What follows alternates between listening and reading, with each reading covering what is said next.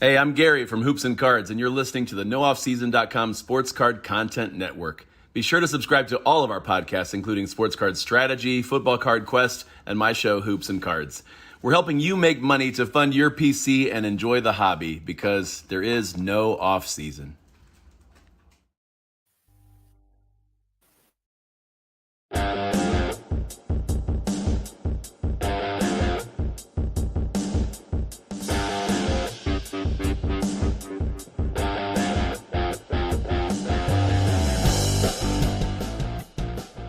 What's going on, everybody? Paul Hickey here with NoOffSeason.com.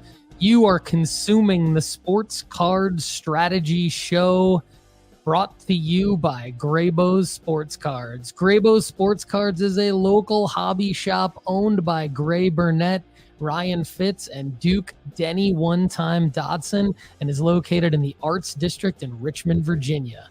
Graybo's sports the best selection of raw and graded singles in the Mid-Atlantic and a wide variety of wax. Graybo's breaks on Whatnot and or Drip 5 nights a week.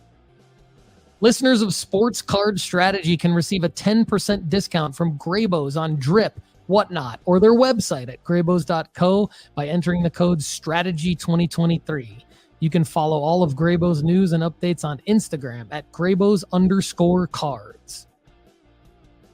Don't forget to go premium at NoOffSeason.com. Get your free 30-day trial today to help you build your sports card investment portfolio. We have just launched Sports Card School at NoOffSeason.com. Check it out at SportsCardSchool.com.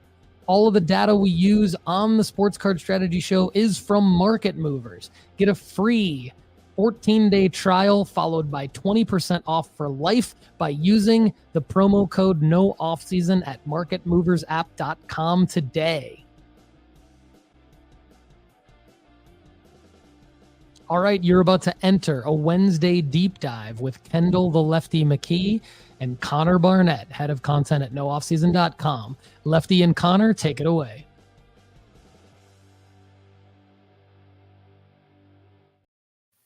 Good morning, everyone, and welcome to another episode of the Sports Card Strategy Show Deep Dives. I'm back with Lefty McKee. Lefty, how we doing this morning, sir? Yo, how we doing, fellas and female fellas? We are having a good morning here. Connor and I are waking up. We were both like, dude, we need a shot of espresso. So I'm going to give you everything I got for a little over an hour, and then we are going to probably go take a nap or something. Yeah, we're going to bring the energy, that's for sure. We got a lot of good stuff going through portfolio building, path to profit, guys to invest /fade, our 1K budget builder, winner of the week, and audience Q&A. So as you have questions throughout the show, make sure to drop them in the comments, and we will hop over to them at the end of the show. Lefty, I love doing these with you, man. So let's go ahead and hop right into them. But before we do, I'm going to do a little bit of live chat. Good morning, Randy Ferguson. Good morning, Shane Graham, and good morning, Adrian Charlie. Happy to have you guys in here. Lefty, last week we did a long breakdown of portfolio building where we kind of discussed flyers, heroes, and goats and how to allocate your portfolio in an efficient way to comprise of those three options. If you weren't able to listen to last week's show, we highly recommend going to check that out. Like I said, we did a pretty in-depth breakdown there. So we're not going to go crazy in-depth this week just because Lefty's portfolio hasn't changed a ton. But what I am going to do is I'm going to give a brief rundown of those flyers, heroes, and goats and what those categories are for us when we're making our investments. Starting off with flyers, those are the riskiest with the highest upside. Not necessarily the cheapest, but often they kind of go hand in hand. We got our heroes, a.k.a. the stars, well-known names that have hype and quicker flip opportunities. Then we have our goats, the safer picks, higher buy-ins, need more upfront capital, but they can bring some good returns. However, often they are longer plays there. So, Lefty, let's go ahead and talk about what direction you're trying to go in with your portfolio and why. Yeah, I'm trying to go towards a less risky portfolio building. I think when I first got into the hobby, when I first got re-entry into it based on investing rather than just interested in sports cards. I started looking at my portfolio the way that I would look at a regular investment portfolio in terms of high risk, low risk, and then some sort of middle ground. And so we wanted to approach this with like an intellectual side. There's a large part of sports cards that is a feel-based thing. There's a large part of it that is fun to look at, whereas like these players are guys that we've been watching, potentially are like some of them our whole lives.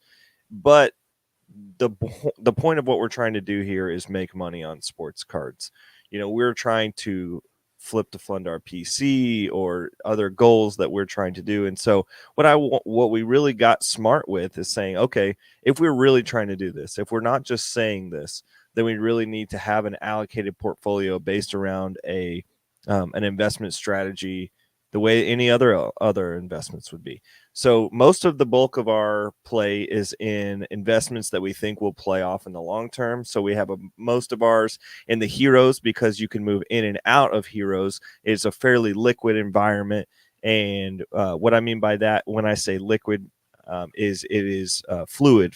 So there is a way that you can get into the hobby easily and out of the hobby easily. So potentially cards that don't have extremely low pop counts, extremely high variance or anything like that. It's a card like, for instance, this week we talked about Shohei having a 10,000 pop count PSA 10 card. That is a liquid card because it is a guy that's a GOAT. That we have as a GOAT. So it's not exactly the best example, but heroes are wanting to not have any barrier of entry versus barrier of exit.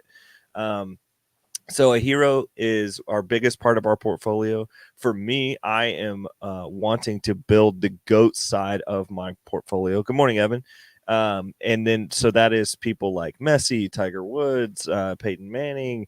I don't have any Peyton Manning cards, but I guess he would fit in there. Shohei, any sort of vintage baseball, Mickey Mantle, stuff like that.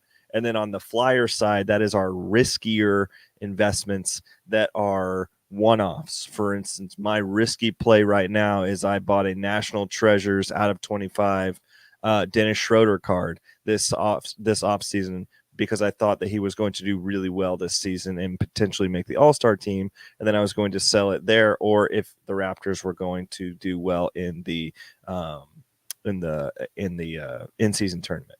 So that's kind of our portfolio breakdown.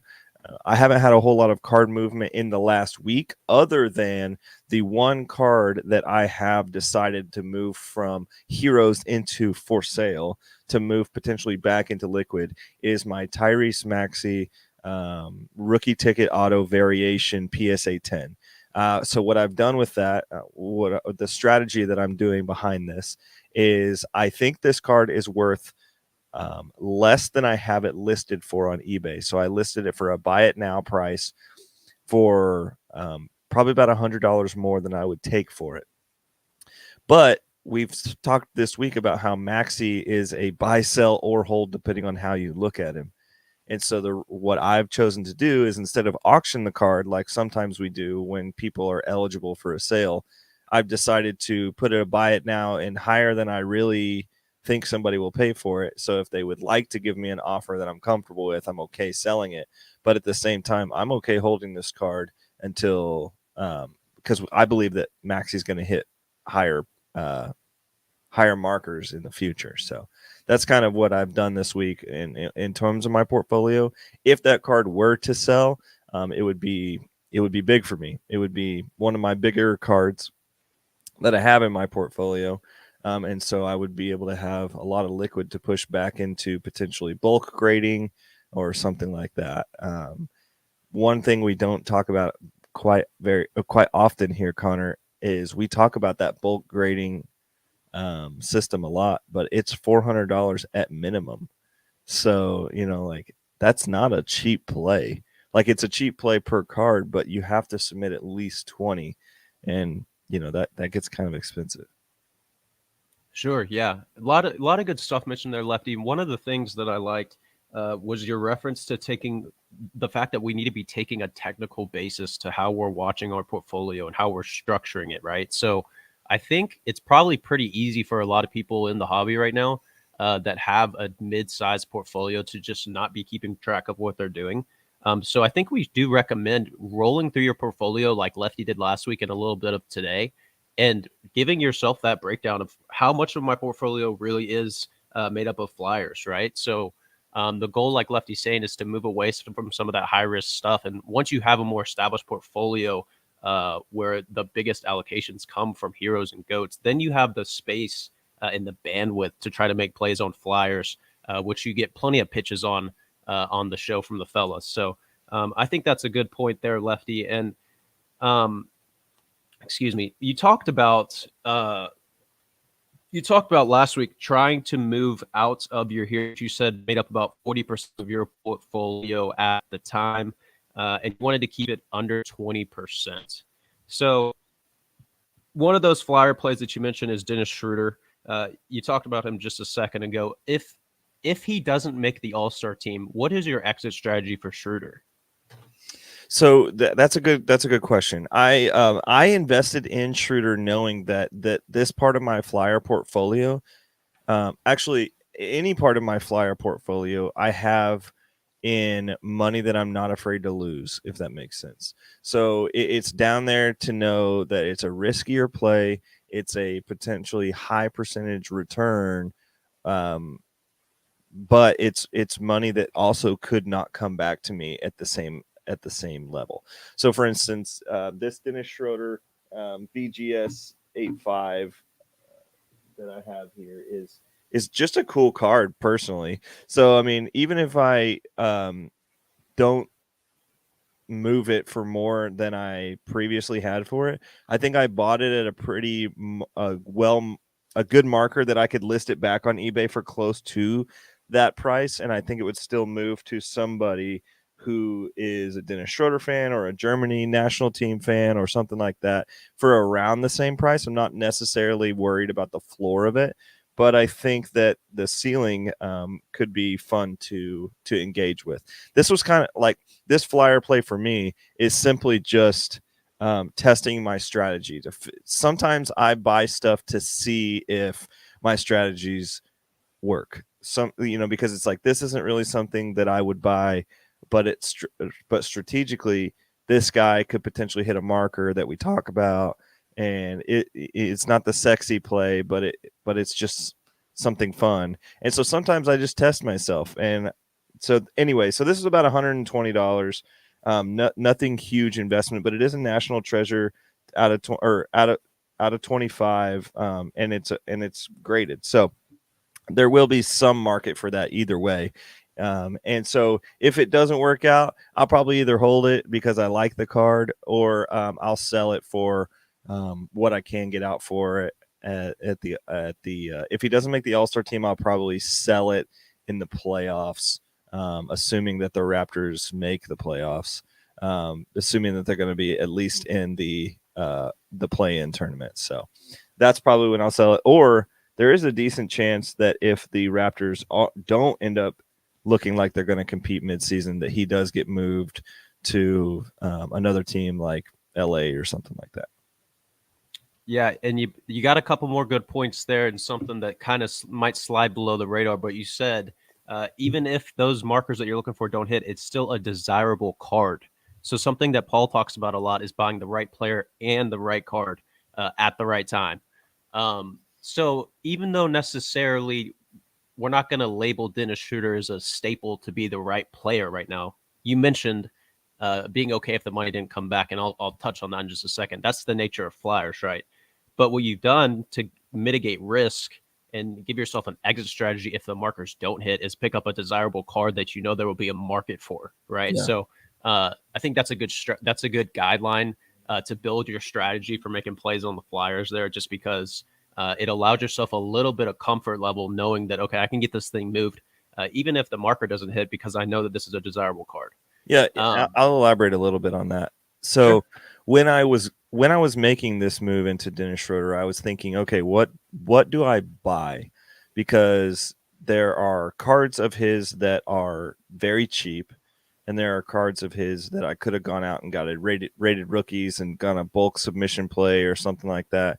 And I said, you know what? On this particular one, I'm going to go and find a card that is potentially more than I was thinking about spending originally, because I think that the desirability of the card either way will be there. So I was talking with my friend Krim, and I was like, well, what would you buy? And he goes, I would probably go look for some sort of National Treasures or Immaculate or something like that, based around, even a super fan would still like this card down the road and probably still pay some sort of value for what I paid for it. And so I went and found a National Treasures card that actually was out of 25. It was graded. Also, like, a part of this play was he played very well in the FIBA tournament. And this card has his Germany national team flag on it as well. Like, it fits a lot of markers. And so with me making a high risk play, I tried to make it as safe as possible when I am going to get out of this card. So yeah, great point. Yeah. Good stuff there. I didn't think about also the international market. Like, it's a flyer play, but you're adding these layers to the play to make sure that you give yourself some stability there. So I love that. Another thing that I wanted to note is that you mentioned being okay if that money doesn't come back. And obviously that's the nature of some of these flyers, right? Like, the more flyers that you have in your portfolio, the more losses you're going to take, just because they're less likely to hit for you. But am I correct to assume that some of the reason you're comfortable with the flyers is because of the recent W's you've had from heroes and goats, right? Like, you had the Victor Wembanyama W's, you got your Jackson Holliday W's that are going to absolutely pop off. Like, are you investing in flyers because you have that space that you created through margins in your other investments? Yes, I am. I am having higher percentage of flyers right now based on some of the other wins that I had earlier this year or earlier this month even. So there's been a lot of card money that I've been able to push back into growing my bankroll. And so when your bankroll is in a more stable place, you can kind of afford to take some risks. What some people do, Connor, which I don't recommend, is when their bankroll is really slim, they go out and buy only flyers. Like, they're just like, can't afford a goat, can't afford a hero. I'm just going to go buy 10 cards of random Bowman Chrome autos that I've never heard of, and just hopefully one of them will pop off. That's gambling. That's not investing. And so the difference between gambling and investing, I believe, is you have a strong market play based on projections, numbers, and a goal in mind. And so you could make the point that there is action based in gambling, but I'm just making a point of saying, like, I'm not gambling my portfolio away at this point. Like, I'm taking a high risk card and believing that I could make a play here, but if not, I have my risk management covered with the rest of my wins that my portfolio is either has or has had in the previous 6 to 12 months. And so yeah, I think that's why my flyers are high right now, is because I've been able to put more of my risk tolerance there, and I'm a generally high risk tolerance person with investing anyway. But yes, I'm trying to get in a more stable position. Yeah, good points there. Yeah, you mentioned for beginners, like, the importance of creating some of that stability. So I'm going to roll through a couple of my picks this week in terms of flyers, heroes, and goats. Starting off with that least stable in the flyer, and I want to get your feedback on them. Just curious where you're thinking. Let's start with Daniel Jones. He's had a very tough year that's resulted in his 2019 Optic Hollow PSA 10 being down 72% over the last month. Was at $80. It's all the way down to 20. And it's a super liquid card. It's traded 14 times. Excuse me. Backtrack on that. This is a card actually that has pretty good upside. It's traded over $100 14 different times over the course of just 2023. So a $20 card for a starting quarterback that's had a very, very tough year. PSA 10 for just $20 with upside over $100. What are you thinking on Daniel Jones in the Giants situation? That actually sounds like a great investment opportunity for a flyer. For me, Daniel Jones is probably still going to be the quarterback in New York. A lot of his issues have been injury and line-based problems. He doesn't necessarily have a great wideout to throw to right now. He's been able to lean on Saquon, but this year has just been they've been way worse than they were projected to be this year. They weren't projected to be good, but they were definitely not projected to be this bad. And his injuries and things have played into his prices going way down. Plus, they got beat. They got 40 thumped twice by the Cowboys this year, and they've made other horrific moves as well.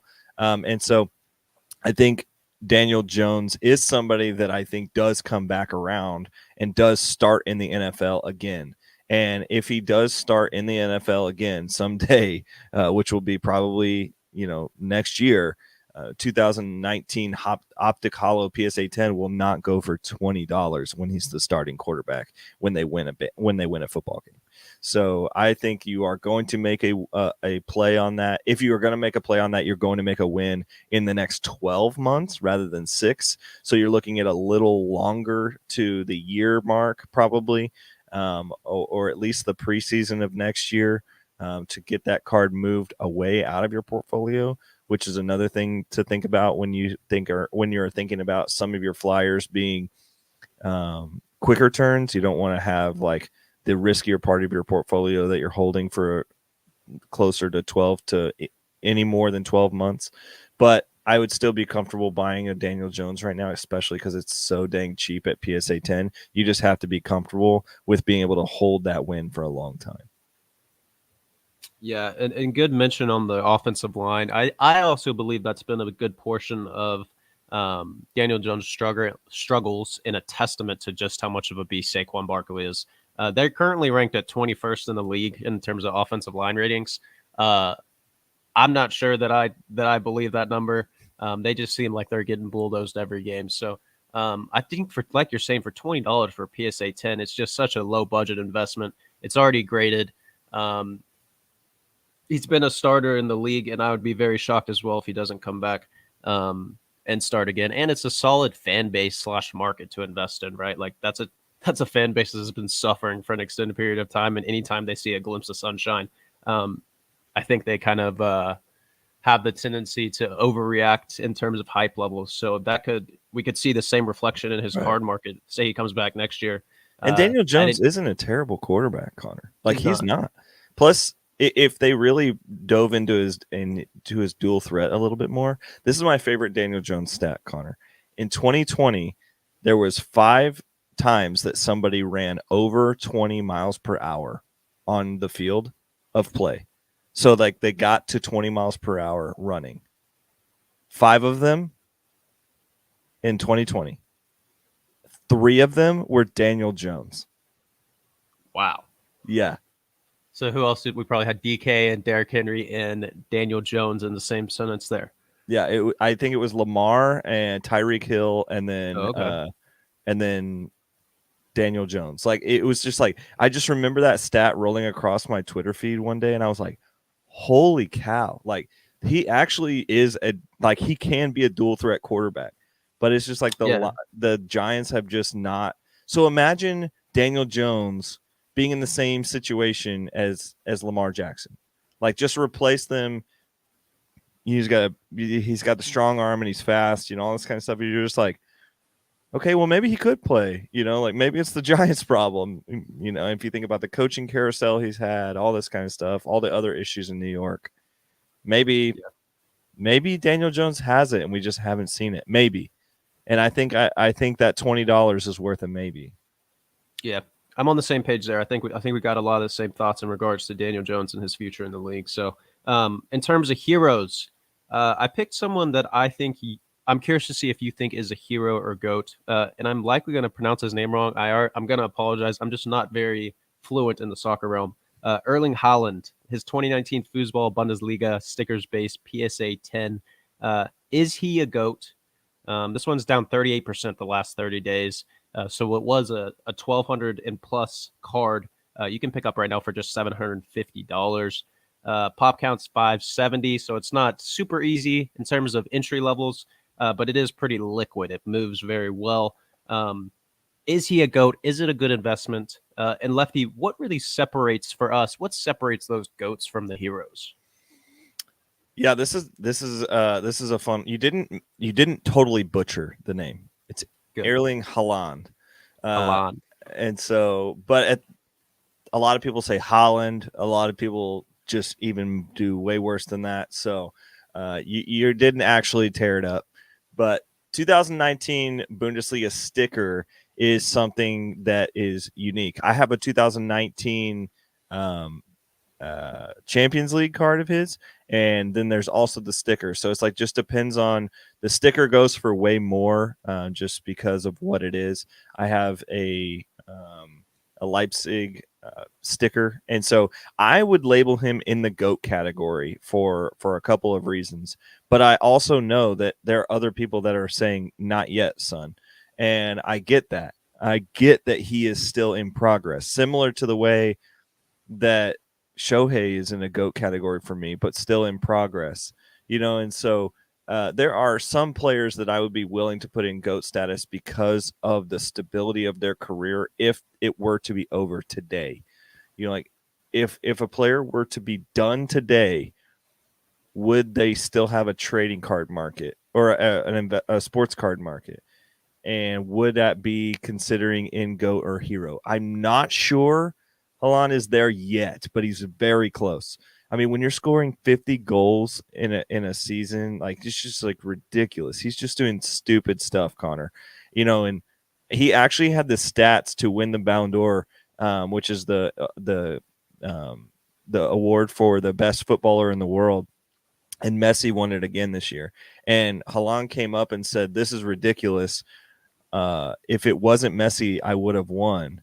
And they said in 2020, Messi beat, I think it was Mbappe or somebody like that, because people argued, yes, you won the World Cup, but you scored the most goals of anyone in the world, all this kind of stuff.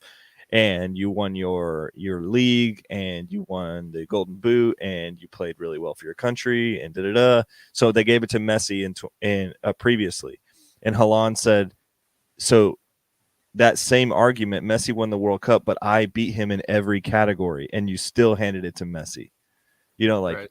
You gave the requirement for Messi previously on these grounds, and I literally did the exact same thing, and you still handed it to Messi. And so he was like, I think it's a little backwards. You just played the Messi card to the people that do the award. I agree Messi had a fantastic year.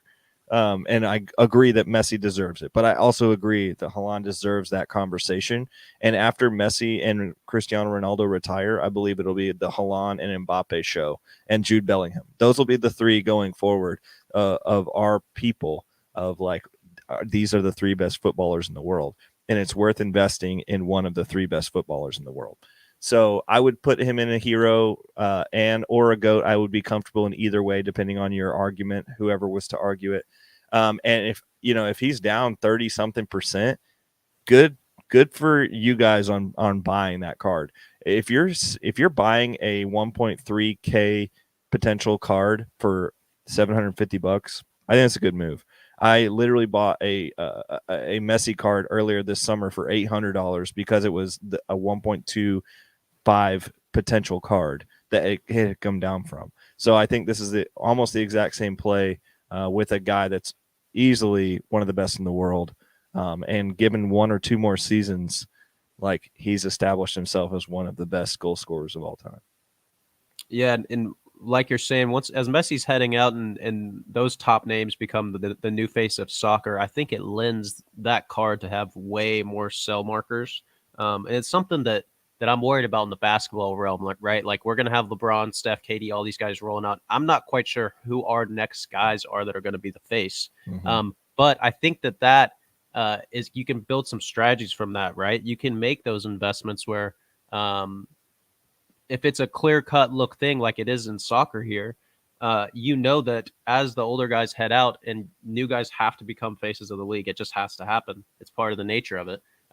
Those guys are going to have more sell markers. They're going to have more eyes on them. And in turn, their card market should show a little bit higher of a valuation there. So moving into the GOAT section that I have for you today, we're going to talk Tom Brady. I'm curious what you think about this card, because as a newer investor, I wasn't overly appealed by the look of it. But Tom Brady, 2000 Skybox Impact Base in PSA 10. It's got a lot of good characteristics outside of the looks, in my opinion. It's down 15%, pop count of over 1,000, so pretty easily attainable. And it's down from 855 down to 729. My question for you here is this. When we're looking at GOATs right now, do we need to be placing an emphasis on investing in active GOATs? And I ask you this because if we invest in someone like Tom Brady right now, what is going to make his card move, and what on earth would our sell marker be for trying to exit from this card? Yeah, Tom Brady is a tough one because very recently we saw his cards go bananas often. 2-3 years ago, Tom Brady cards were moving and selling all kinds of days. And I actually just saw one of the biggest profit loss of one card specifically. Like in the hobby, one of the biggest profit margin losses ever was taken on a Tom Brady BGS 10 card. It was invested at somebody bought it a couple years ago for like $800K, and then I think it sold for like $250K this year. Wow. So I mean, people are taking massive losses on giant Brady cards, and so I think that trickles down here. I think the reason why people are ditching their Tom Brady cards is they know that it'll sell. They know that there is still capital that wants to move into Brady cards right now, and they know that they can. It's pretty much liquidity, even though that they're seeing it as something that they're taking a loss on. They can go out and get another win with. You're not stuck with a card that's nobody wants. You're not stuck with a high dollar card that you can't get out of. Tom Brady you can always get out of, and because there's 1.5 million Tom Brady fans there. It's just a matter of, are you going to take a $100 loss on something where you can still have $700 of equity that you can move into something else. So I'm not willing to invest right now in Tom Brady because I think it's going to get worse still before it gets better. I think we don't have any clear markers for Tom Brady right now. He's not coming back into coaching, probably. He's not going to come back and play, probably, at this point. He is trying to make his name in business, which is remain to be seen. He's on commercials and stuff. He's trying to do the Peyton Manning. It's not necessarily working for him the way that it works for Peyton. I don't think ESPN's going to do a Brady cast. The Manning cast is a thing that's people are watching and they enjoy. And so there are markers ahead for Brady for me would be if he buys a team. So like if he goes into ownership, if he moves into ownership of a different sports franchise, for instance, if he buys part of like the Celtics or wherever he's living now, something like that. I was just thinking Boston. I have no idea where he lives. I think South Florida. So maybe it's like the Heat or something. But I think there will be markers for Brady, but they're not ones that I think are going to be like super markers. Obviously, he's a Hall of Famer, so we'll have that marker in the future. But we've also seen that like Peyton's cards didn't jump very much when he made the Hall of Fame. We just saw a bunch of them for sale, but not a lot of people were making incredible returns. So I do think we can invest in GOATs that are not active, but they're going to have a incredible media. they're going to have incredible PR teams, and I'm not sure Brady has an incredible PR team right now. Yeah, I kind of tossed that one your way, thinking that was the feedback that we get. I was just seeing that his cards were in a slight depression at the moment. I was curious to see if there would be any plays there, but yeah, I think the sell markers are just not.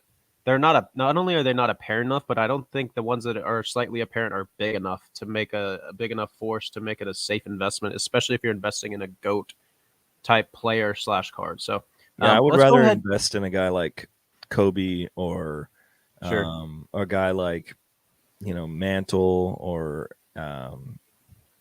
Pele, some other people that's like other GOATs of other sports, because I think they're a little more safe. Now, all three of those dudes that I just mentioned actually are deceased. So rest in peace for those three dudes. And I'm not waiting for Tom Brady to die, to invest in his cards. But we have talked about how death markers are huge in the card market, which ethically you're going to have to figure out whether you want to profit off of somebody's death or not. That's something that we've talked about a lot on this show. Like sometimes investing has ethical markers. Chad and I and Paul all have different ethical plays on some of that stuff. So, just the fact of cracking slabs and not being transparent with it is an ethical issue sometimes. So there's sometimes in this hobby, people look different ways based on their ethical preference. So death of a sports card profit is definitely another one that you've got to look at. Yep, good point there. Let's go ahead and roll into what you're doing right now. So we've talked about Yamamoto coming over. You've talked about it a lot lately as a potential profitable play. So let's break down your Yamamoto strategy. And if you don't mind, real quick, before you hop into it, where do you have him sitting between flyer and hero? How risky is this play for you? Yeah, so we want to be able to break down a potential play, like from the numbers perspective of what I'm doing, maybe spend a little bit longer than we can on Monday's show to really evaluate some of these plays. And so we're going to bring up one every week that I'm working on, and one that we talked about a lot on Monday's show or have referenced in the past that I haven't necessarily broken down is this Yamamoto play. Yamamoto play. So Yamamoto is coming over from Japan. He is the best pitcher to ever come over from Japan. There is a link that I'm going to drop in the chat here that also, like Connor, whenever you're using, whenever you are writing it up or whatever, if you guys want to go to that tweet and look at the breakdown that Aram gives on Yamamoto, he goes incredibly in depth of why he is elite and why he will probably get the second biggest bag this offseason in regards to a free agent this offseason in baseball realm. Not only have we seen other Japanese pitchers come over and get bags when they come into Major League Baseball, but this guy is doing things that are unprecedented, and he's coming over at a younger age.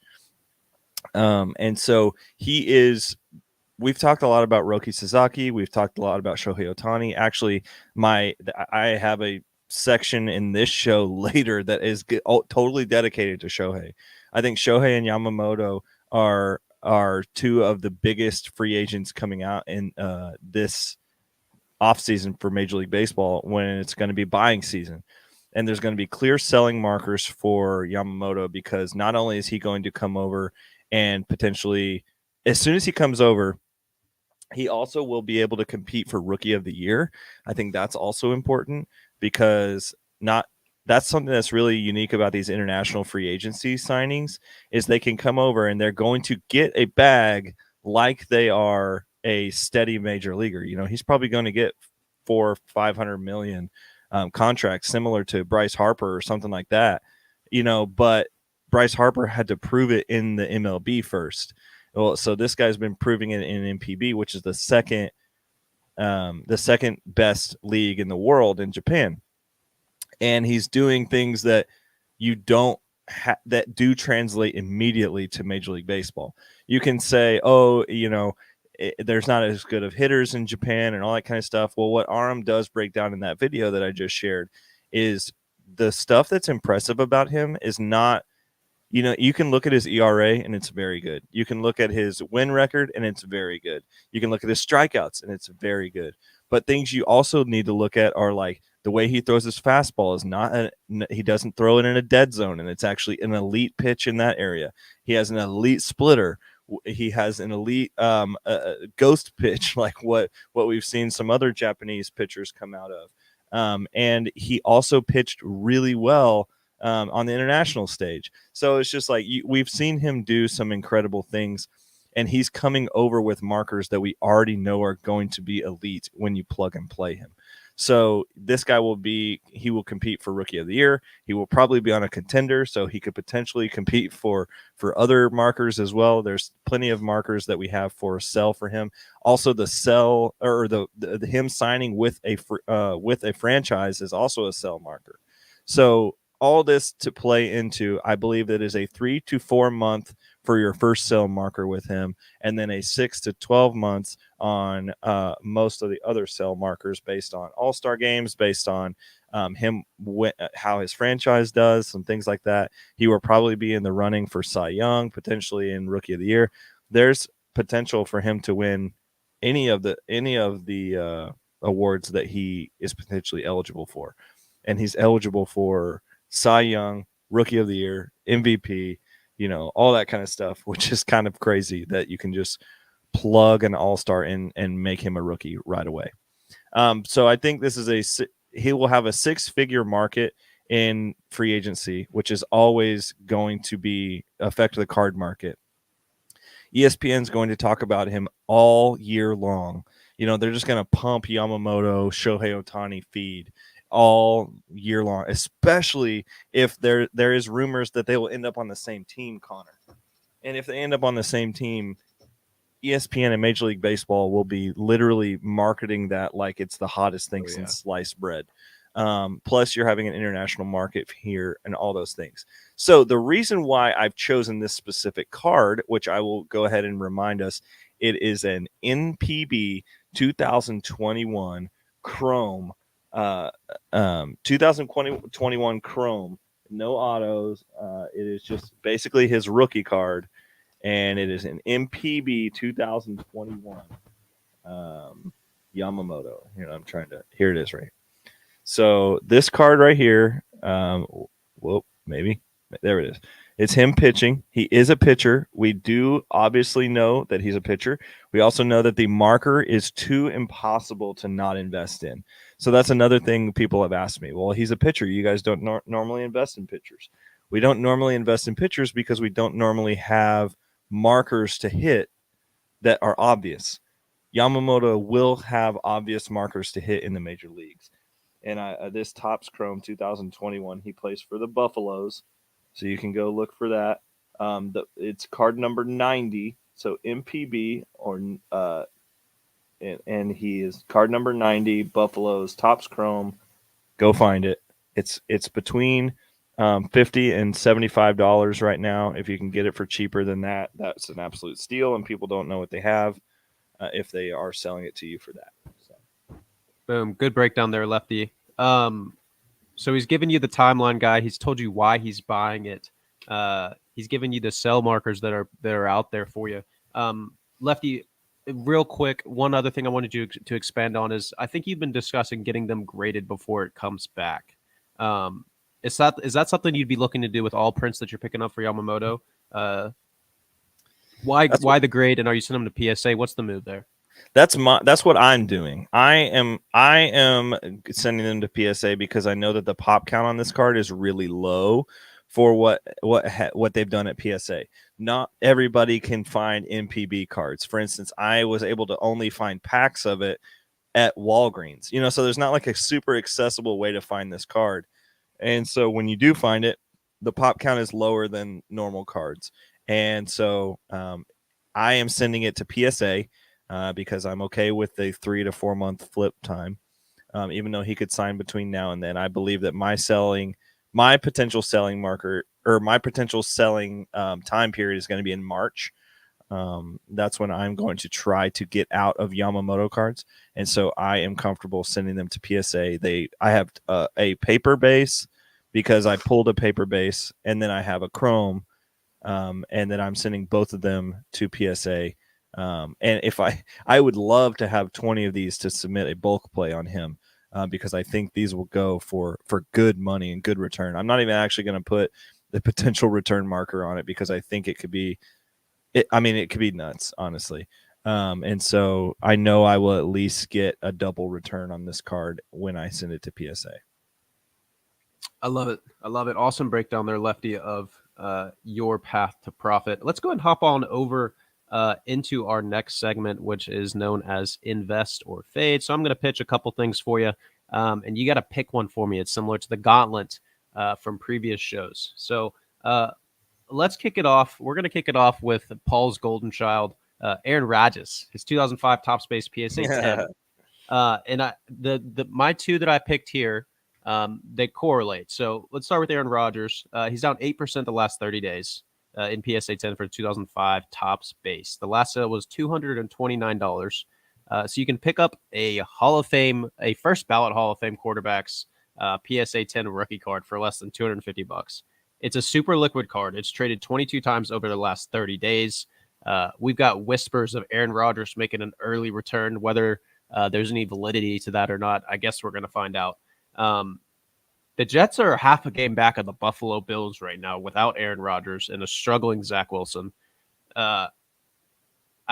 got a lot of good things to look at there in terms of if he comes back and the Jets can somehow sneak into the playoffs, maybe a lot of profits. We're putting that one against another returning from injury shortly player, Justin Jefferson. His 2020 Optic Hollow PSA 10 is down 7% the last 30. So last sale was just under $150. Another liquid card traded 11 times the last 30 days. He's coming back this week. We're assuming, and my fantasy team is hoping. And he comes back with Josh Dobbs, who right now is kind of another golden child in their franchise. So the Vikings are alive for the playoffs at the moment. We got two players returning from injury in the near future. Trying to make that playoff push. Who you rolling with, Jettas versus Aaron Rodgers? Oh, man. I think both of these guys are good investments right now. I think both of them have projectable markers. Both of them have the right card that you can look into. They're both graded. There's a lot of markers here that are fine. My worry with Justin Jefferson is he doesn't have an elite quarterback. With that being said, I'm going to go ahead and make an emotional statement that Dobbs is as close to an elite quarterback as he's had in a while.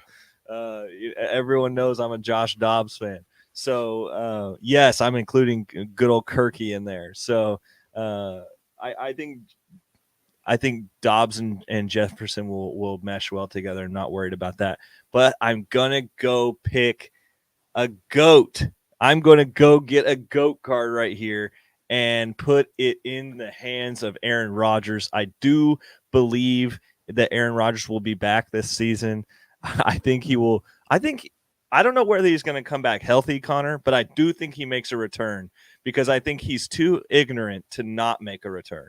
I think he's just like, I'm going to do this and no one can stop me. And everyone in that whole building is like, well, all right. Well, I guess we pretty much gave him part of our franchise when we signed him, so I guess he can go out and do whatever he wants. At this point, Aaron Rodgers is kind of like the grandpa that you just kind of let say just wild things, and you just say like, well, yeah, he's old enough. He's kind of earned it. You know what I'm saying? Like, everyone has that grandpa that just says like stuff that is outrageous, but no one really gets mad at him because it's like, well, it's just grandpa. Yeah, I think that's kind of Aaron Rodgers in the NFL right now. Like, everyone, if he was 25, people would be like, this dude is stupid. But because he's kind of earned it, people just let him do it. Plus, I think he does return. I do think the Jets make the playoffs. This Bills team is struggling, Connor. They're half a game behind a struggling Bills. Josh Allen apparently can't throw it to his own team. Maybe he's colorblind. Because he has no idea who the Bills are and where he's throwing the ball. He's a gunslinger / maybe he just can't read defenses right now. I don't know what's going on. And so I actually believe that this Jets team will sneak into the playoffs. Aaron Rodgers will be there on Wild Card Sunday, potentially, and Aaron Rodgers is my pick. I love the hot take. Yeah, I think Rodgers is just a safer pick here, right? You can invest in a Hall of Fame quarterback that's discounted and easily attainable and moves easily and might return for the playoffs, or you can invest in a skill position guy that doesn't have a proven, as much as I like Josh Dobbs, go Vols, it doesn't have a proven track record necessarily. And I believe in the Jets a lot more than I believe in the Vikings for this year. Sorry to hurt your feelings there, Paul.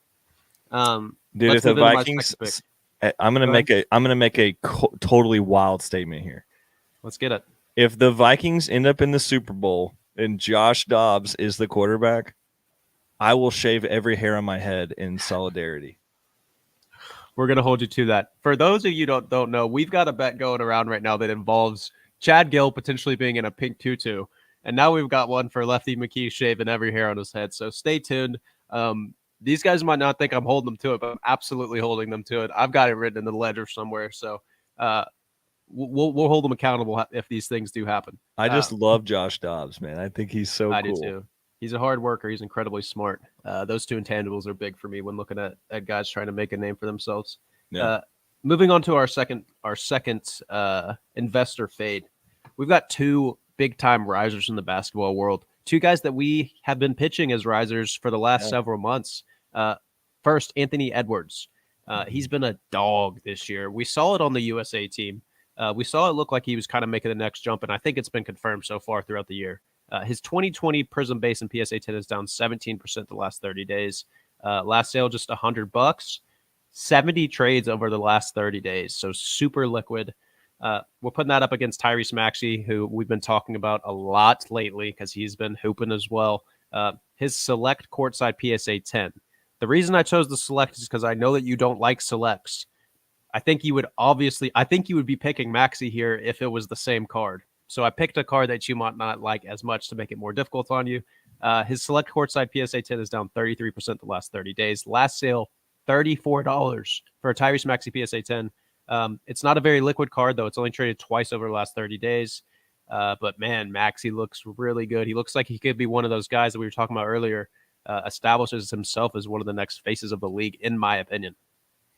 Yeah, he definitely. Both of these guys are creating a niche for themselves, and they are both arguing for the fact that the NBA will be fine when LeBron retires. You know, they are both arguing for the fact that they could be a face. You know, I think there's like probably 10 dudes that are in this area of like, we're next, you know, and they have the gumption to say like, we want to be next. And now I don't think either of these guys are as good as LeBron. I'll just put it there.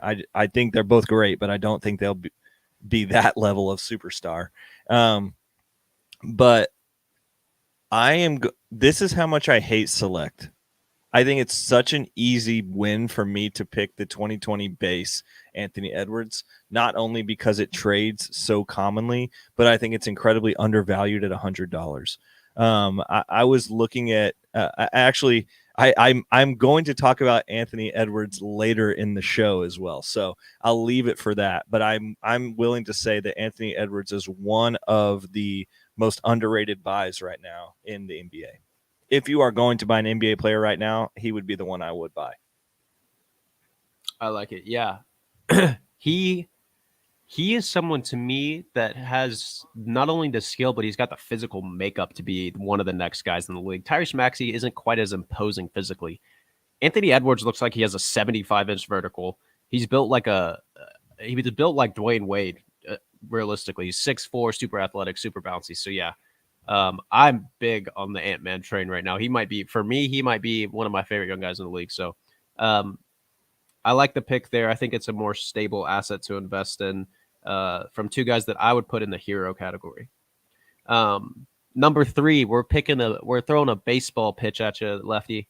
And the reason that I'm about to put these two together is we've had a lot of people either on the Overflow show or the Monday show talk about which of the baseball prospects you should invest in, because they all have the same sell marker for us, right? It's just a matter of who we think has the most upside, what their entry level is to their cards.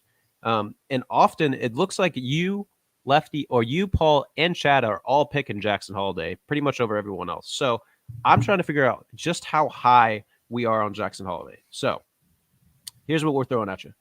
You can get one Jackson Holliday 2022 Bowman Draft Chrome First Prospect Auto Refractor out of $499. PSA 10. Almost a $3,000 card. 2.65K was the most recent sale. So top of the top for Jackson Holliday there. Versus you can pick up 4 of James Wood's 2022 Bowman Chrome First Prospect Auto Refractor out of $499 in PSA 10. The last sale of these was going for around $800. So 4 of them, in terms of value, you're looking at $3,200 versus roughly $2,700 in value for the Jackson Holliday. Do those James Woods for you, is it a better investment than picking up one of those Jackson Hollidays? What are you thinking? This is tough. And it's tough based on the money. Like if you just look at the money, I'm like, wow, I could get $3,200 worth of value, or I could have $2,600 worth of value. But upside. Yeah. And both of them have incredible upside. I just think one of them is so safe, Connor. Mm-hmm. Like one of these is 100% going to be over 3K in 6 months. One of these is 95% over 3K in 6 months. You know, like, I mean, obviously I know it's already over 3K, but you know what I'm saying? Like, sure. I'm picking Jackson just because I think it's just so safe, Connor. Yeah, I think it's a good answer. I mean, for those of you listening that are making the baseball plays, that's how much we as a team over here believe in Jackson Holliday. I mean, you can look at advanced metrics. You can look at his card prices. You can look at where he sits in the rankings, our rankings, MLB's rankings. There's a lot of indicators there, right? And if you're struggling to make these picks, I mean, Lefty just gave up $500 of value because he believes that much in Jackson Holliday. So yeah. I like the answer there. I wonder what Paul would do there, honestly, because he's the guy. Paul would do there too. He's the guy that's always about the green, right? He's like, I don't care, just give me green, you know. And in this case, the only case for one than the other that defines it really is the extra cash. Right. He might pick James Wood there. He might. We might have to get a guest feature video from him next week to get his feedback on it. But I like the pick there. You only need to pick up one card. It's a super valuable card, an awesome card to hold. And I mean, he's just a lock. So that's going to wrap up our invest/fade section. I might bring another Jackson Holliday one to you next week to keep testing how valuable we think he is. Just figure out what that bubble is. But we're going to roll into what is one of my favorite segments, the 1K budget builder. For those of you that are listening or watching that weren't able to hop into last week's show, in this segment, what we're going to do is me and Lefty both have 3 picks. One is a small tier investment. One's mid tier, one's high tier that has to equal $1,000. We're tracking our plays over the next 6 months. Lefty, I want to include something for you. We gave ourselves a 6 to 12 month window, actually. I want you to make sure. Did you penalize yourself this week? I did. I'm a little bit under $1,000 this week, but I want you to remember that you can get out of these cards at any time. So I have a document to share with you of our picks. So if these cards go up, you don't have to hold them until the 6 month. You just got to let me know you want to get out so I can make a note of your profits. Okay. Deal? All right. Okay. With that being said, let's. I also don't remember what I picked week 1 already. I got them for you. Don't worry. I'm the bookkeeper. Let's go ahead and get your picks for the 1K budget builder. Yeah, this is so fun for me because I just picked it was instead of Shohei. So this is called a Shohei day for me. I am literally just investing in different areas of Shohei for my portfolio here. So I am only investing in Shohei for all of my picks in this round. And I am going to take a low end on 2018 Bowman 49 base cards. It is a paper raw. I'm going to buy 10 of those. And that average 30-day sale is $17. It's a rookie of Shohei. They will eventually be like a GOAT card. there are other, it's not the one that you want. Like, it's not the super obtainable parallels because it's a paper, it's Bowman, it hits him pitching. There's a lot of things to think about here. But I think that Shohei will eventually have the Tom Brady / Michael Jordan / whatever LeBron effect, where any of his rookies will be obtainable. Any of his rookies, no matter what, will be worth investing in. And so these, I'm going to go ahead and take 10 of them. I'm going to bulk submission play them. But I'm going to we'll just keep the value at $17. I'll take 10 of those. I expect them to be around $25 or $30 in the next inside the next 6 months. For my mid tier, I actually have 2 cards here because I wanted to a little bit of diversify it. I did a 2018 Topps Chrome update, which is it's one of the very commonly traded PSA 10 cards, but it's not rare at all. So it's going at $112 average 30-day sale right now. It's his rookie debut. We have a pop count of almost 6,000. So it is a card that's liquid. And we talked about the liquidity stuff earlier in our show. It's him. But this is him hitting. So we have his rookie debut card. It's a Topps Chrome update. So it's in a retail pack. And it's coming out at around 6,000 pop count for a PSA 10, average 112. So I'm going to combine that with a card that I think is super fun to invest in.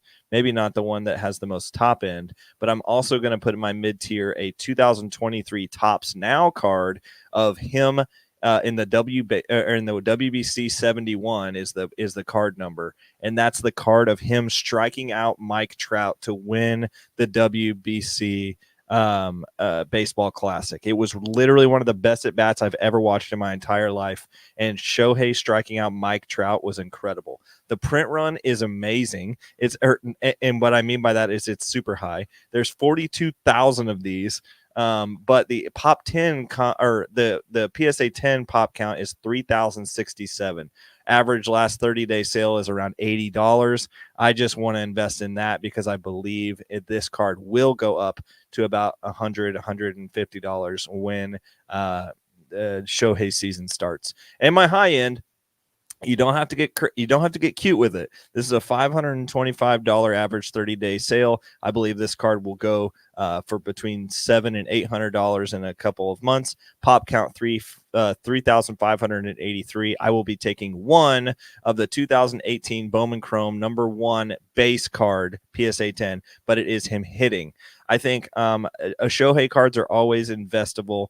But I am always going to take the hitting portion of Shohei when I can.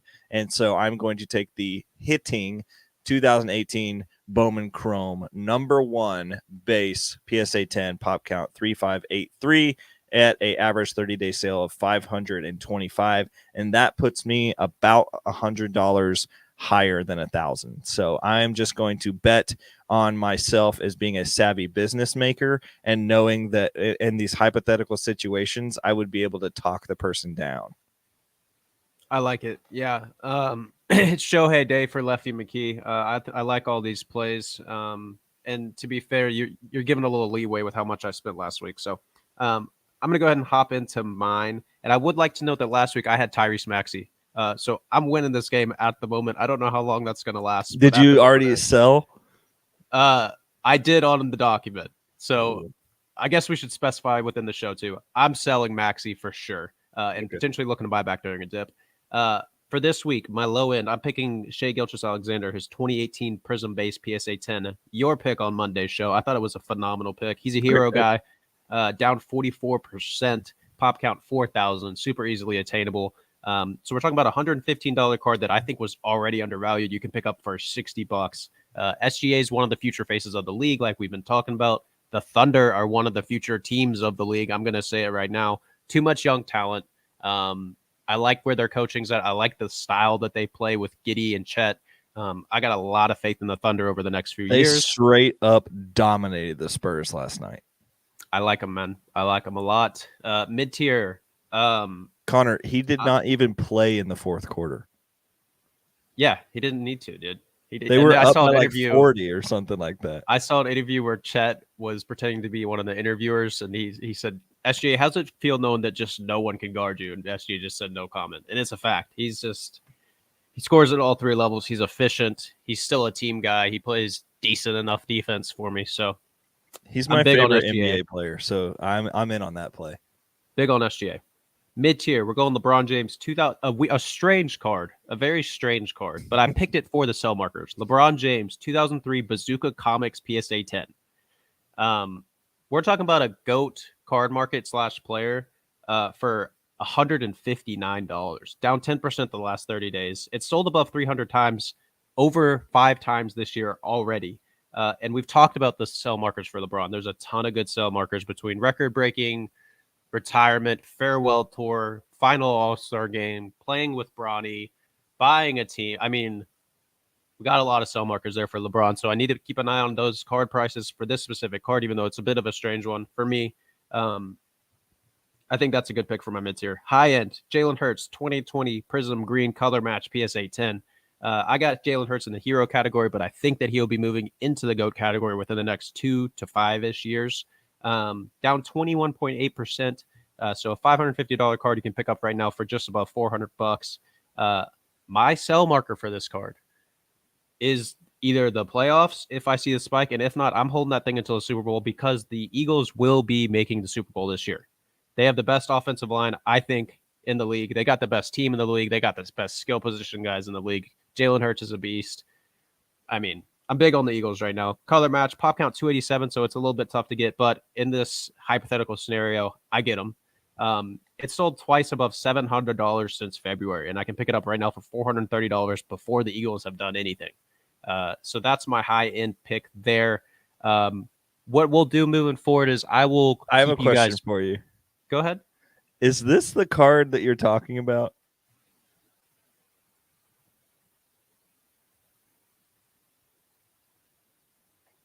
Yes. Yes. I've never seen this card. Dude, I've never seen it either, but it sells above $300 for some reason several times throughout the year, and you can pick it up for $159. It's a PSA 10 LeBron card. It's a strange pick, right. but I think it's a good investment. Hey, all you had to say was the numbers. You don't. I was because I thought it was a different card because there's an actual like comic version of him standing next to a LeBron version of him. Like, I thought it was. I think so. I'm pretty sure that's the exact print. Market movements has very little images. I'm looking at numbers. I'm not overly interested in the photos, but I thought you were talking about this card, and this is not the same card. This is no, not the same card. It's the first one. And I was just like, that's so funny, Connor. All right, that's my pick. I don't love the card. Obviously, I love the fact that it has good upside. I'm in. Anytime you can get a PSA 10. Crazy that those cards could even grade in PSA 10. Yeah, anytime you can get that for someone like LeBron James, I think it's a good play there. So what we'll do moving forward is we'll give you guys weekly updates on our growth, who we're selling, why we're selling, and then obviously our weekly pickups there.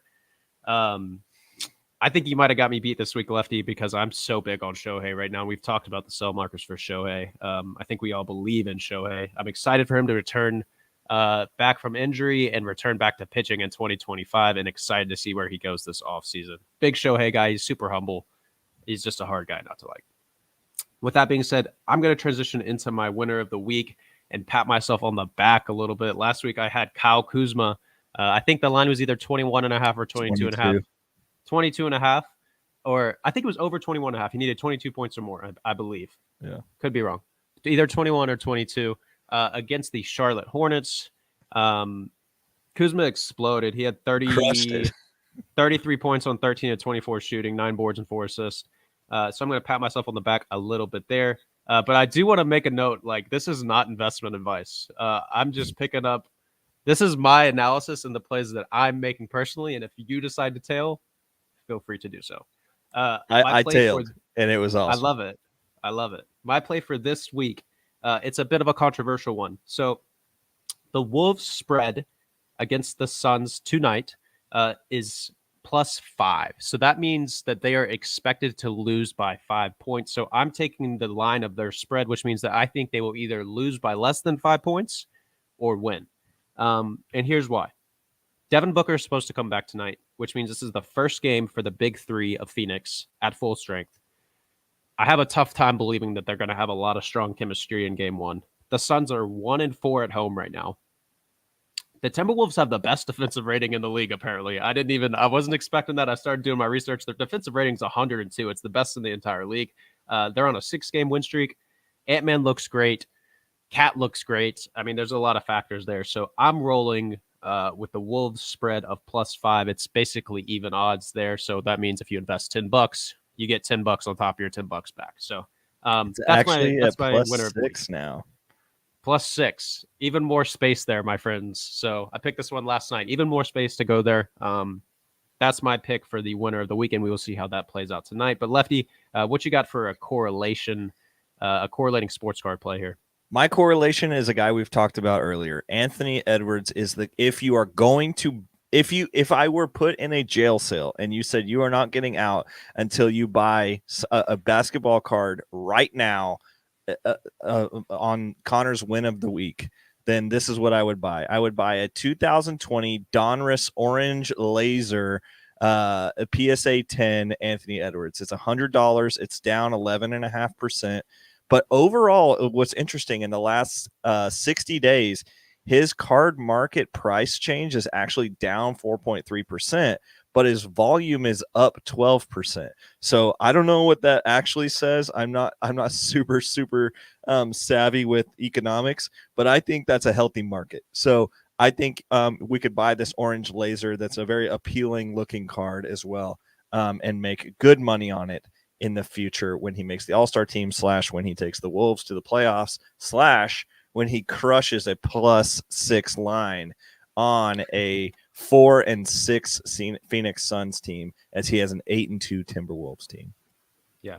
1-5 at home for Phoenix right now. Good grief. 1-4. I'm sorry. 1-4. It's brutal. It's brutal. There's just no way those guys are meshing super well night one. I think that KD, 2 of the 3 would have to get very hot to win this game, in my opinion, especially when we're talking. I can't believe the Wolves are the best defensive team in the league, but they are.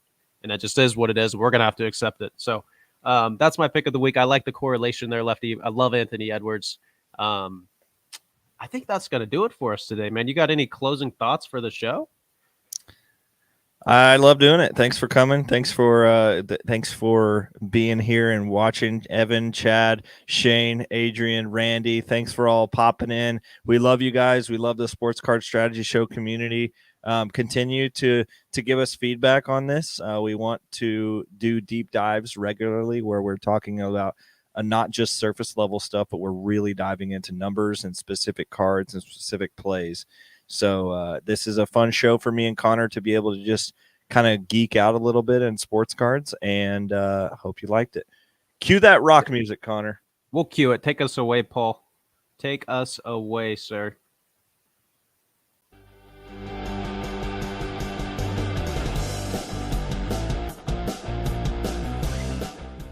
Great job on today's show, Lefty and Connor.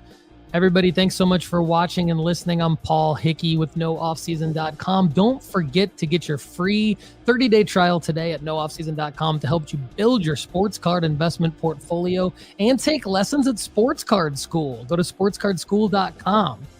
Text sports cards to 1-833-992-5727 to get your buy alerts and your sell alerts. Text sports cards to 1-833-992-5727. That's 1-833-992-5727. Text sports cards there to get your buy alerts and sell alerts to crystallize your profits. We would love it if you give us a positive review on Apple or Spotify. Subscribe to the YouTube channel at youtube.com/Paul Hickey and connect with us on Instagram at Sports Card Strategy. Thanks for being part of the NoOffSeason.com family. Have a great day.